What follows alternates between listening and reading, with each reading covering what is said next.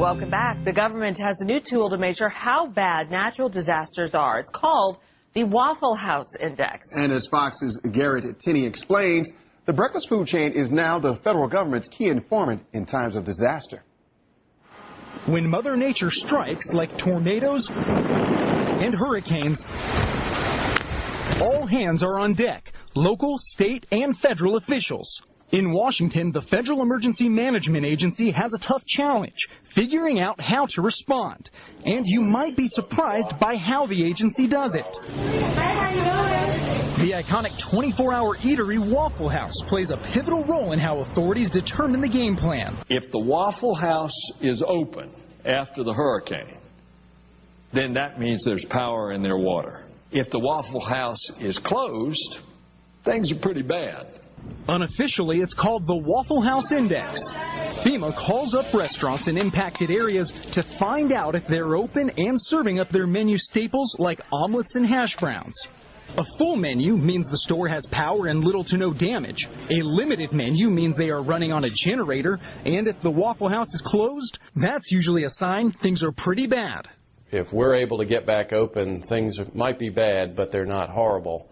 But if we don't happen to be able to be doing business, then that must be a sign that the community is in really bad shape. FEMA uses the so-called Waffle House Index along with other more scientific methods, but it's especially helpful here in the South, where tornadoes and hurricanes are an annual threat, and where Waffle House's many locations can help FEMA organize response teams like AmeriCorps.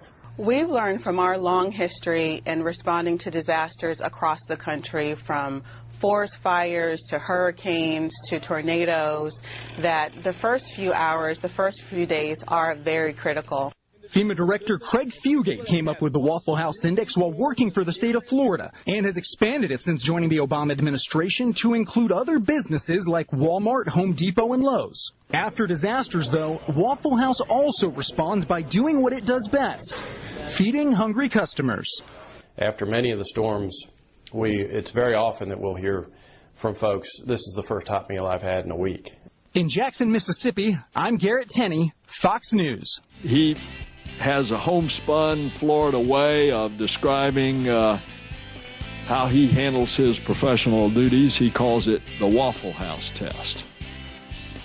After a hurricane, if the Waffle House is open, it means that there's power and there's water, and so you keep going.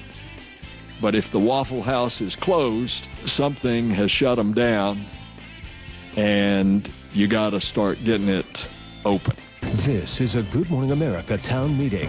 Hurricane Katrina, tough questions, straight answers. I also want to this morning bring you a story about the power of waffles. And if that sounds a bit glib in the face of this catastrophe, wait till you hear what ABC's Mike Von Frem found. One of those for-profit companies is famous for its grits and hash browns. Waffle House, the 24-hour-a-day diners that are everywhere here in the Southeast, really know how to roll out the welcome mat when Mother Nature turns very nasty. In a time of crisis, the Waffle Houses of Louisiana and Mississippi are proving to be safe houses for shell-shocked customers and for hundreds of employees.